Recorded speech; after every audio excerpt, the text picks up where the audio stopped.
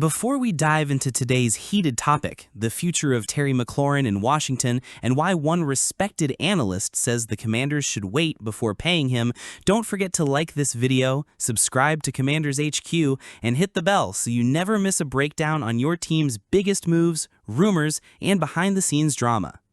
Alright, let's get into it.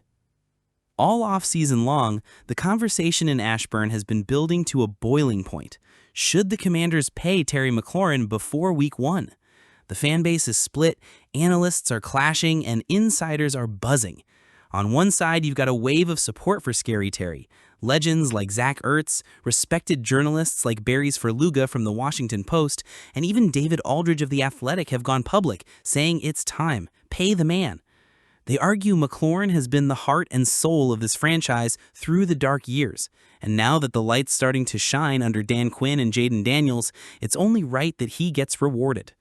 But here's the twist. Neil Greenberg, another voice from the Washington Post, just threw cold water on that idea. In a detailed breakdown, Greenberg explained that while McLaurin's production in 2024 was elite, ranking 4th in expected points added among all receivers and finishing with 13 touchdown grabs, there's a looming issue no one wants to say out loud. Terry McLaurin turns 30 this September, and according to Greenberg, that age mark is more than symbolic. It's historical. Most wideouts, especially outside receivers like McLaurin, begin a sharp decline around 28. Their prime is typically between ages 23 and 27. Once that cliff hits, it hits hard. In his own words, reaching age 30 is rarely the beginning of anything. Ouch. Greenberg even did the math. McLaurin's 2024 value based on EPA and open market win value was around $27.1 million. But with the wide receiver market exploding, Amon-Ra St. Brown getting up to $120 million and Garrett Wilson now signing a $130 million deal, the fear is that paying Terry now could result in overpaying Terry later. But here's where Greenberg's argument meets real resistance. Because Washington is not rebuilding. They're not stuck in neutral. They're not searching for a franchise QB. They have one, and his name is Jayden Daniels. They're coming off a trip to the NFC Championship game. They've added elite pieces like Laramie Tunsil and Deebo Samuel, and they currently sit as the third most likely NFC team to reach the Super Bowl according to DraftKings Sportsbook. This team is in go mode, and in a league where the salary cap is often referred to as fake, the argument could be made that Washington can afford to lock up Terry now, push the financial consequences down the road, and ride this momentum for all it's worth, especially while Jayden Daniels is still playing on a rookie deal. Now, here's the other layer. Negotiations with McLaurin don't happen in a vacuum. The market has moved since he last signed a deal. David Aldridge believes a fair number could land between Amon-Ra's $120 million and Garrett Wilson's $130 million over 4 years. That would put Terry's annual average somewhere in the $28 to $32 million range. That's premium wide receiver one money. And while Terry has played like one, age makes that deal riskier than others around the league. What makes this even more complex is that Jayden Daniels' development depends on continuity. Pull McLaurin out of this offense now, or let his situation become a locker room distraction, and you might shake the very foundation of this team's growth. Speaking of Daniels, he had a stellar rookie campaign. The reigning Offensive Rookie of the Year looked every bit like a future superstar, but not everything was perfect. According to Pro Football Focus analyst Nick Ackridge, one glaring issue for Daniels was how he handled pressure. His adjusted completion percentage dropped to 63.1% under pressure, ranking 25th in the league. He often threw off his back foot or tried to escape instead of staying in the pocket and delivering clean throws through contact. It's a growing pain, but a fixable one. And with better protection in 2025, it could vanish. This offseason, Adam Peters and Dan Quinn made a clear commitment: protect the quarterback. Trading for Laramie Tunsil was a blockbuster move. The 3-time Pro Bowler instantly stabilizes the blind side, and using their first-round pick on Josh Connerly Jr. gives Washington a potential plug-and-play starter at right tackle. That's bookend protection. That's how you build around a young QB. But even the best offensive lines can't keep a pocket clean on every snap, and that's where Daniels needs to mature, staying calm under fire and trusting his mechanics even when defenders are closing in. Because if he can take that next step, and if McLaurin is still out there catching contested passes in crunch time, this offense becomes downright dangerous. So let's circle back.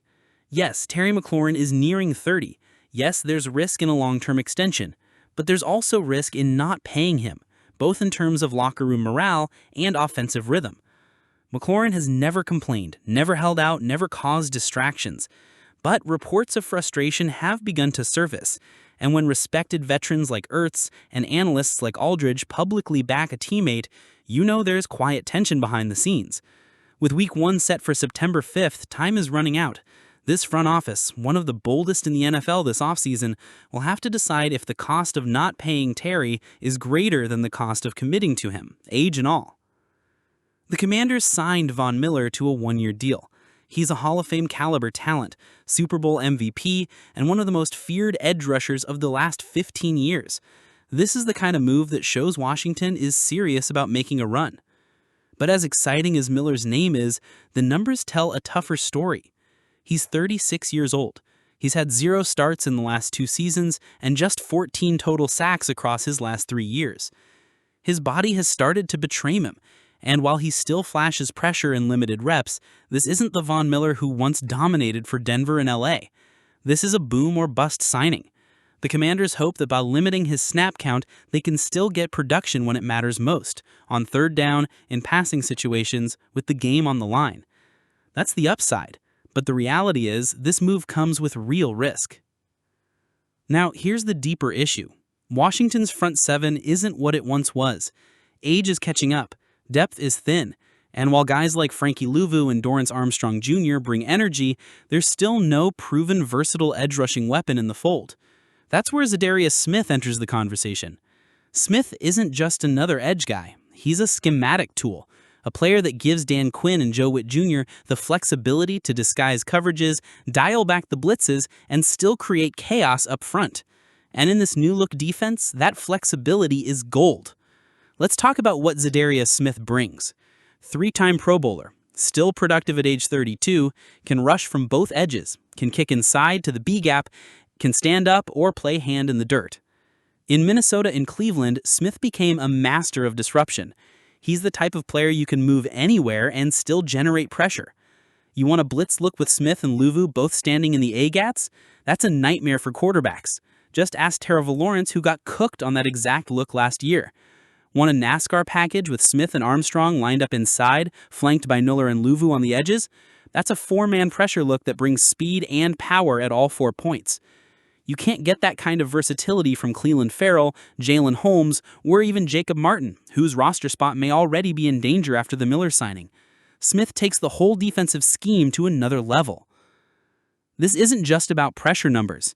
It's about scheme compatibility. Dan Quinn made his name crafting aggressive, rotating pressure fronts, and Joe Witt Jr. wants to be able to call more coverage-based schemes this year, something he couldn't do much in Dallas due to personnel limitations. Last year, Washington blitzed at the 5th highest rate in the NFL, 31.5%. That's too high. It leaves a shaky secondary exposed, and it's not sustainable against elite QBs. By bringing in Smith, you give yourself the option to get home with 4. That means more disguised looks, more drop 8 coverages, and more chances to force mistakes instead of creating them. If you've watched the Eagles and Giants win Super Bowls over the last decade, you know one thing is always true. You can never have too many pass rushers. The Commanders are trying to learn that lesson. Signing Miller was step 1. But Smith, that's the real chess piece. Let's be honest, it's rare to be in this kind of position. You have a defense built by Dan Quinn, a cheap superstar QB in Jayden Daniels, a top 10 offense on paper, a wide-open NFC East, and elite pass rushers like Za'Darius Smith and Jadeveon Clowney still on the market. There may never be a better time to go all in on pass rush. Clowney remains intriguing, especially against the run. But Smith is the fit that lets this defense become elite. He's younger than Miller, healthier, and more consistent on all 3 downs. This isn't about hoping Miller has one more big season left. This is about building a front that quarterbacks fear every week. Let's be clear. Signing Von Miller was not a mistake. It's a savvy, low-risk move with major upside. But it doesn't solve the problem. Washington still lacks a second true difference maker on the edge, And in today's NFL, that's not optional, that's essential. If this group, Miller, Luvu, Armstrong Jr., Farrell, Marlmute, can't generate consistent pressure in camp, and if Daniels and co. aren't feeling that heat during practice reps, you can bet the drumbeat to bring in Za'Darius Smith is going to get a whole lot louder. So now we want to hear from you, Commanders fans. Should Washington pay Terry McLaurin before the season starts, even if it means locking in a massive deal for a soon-to-be 30-year-old receiver? Or is Neil Greenberg right? Is this the time to look ahead, not back? Let us know in the comments below. Smash that like button if you want to see Terry retire in burgundy and gold. And don't forget to subscribe to Commanders HQ, the one place for passionate, in-depth coverage of your team. Let's keep building this community, one win at a time. Hail to the Commanders!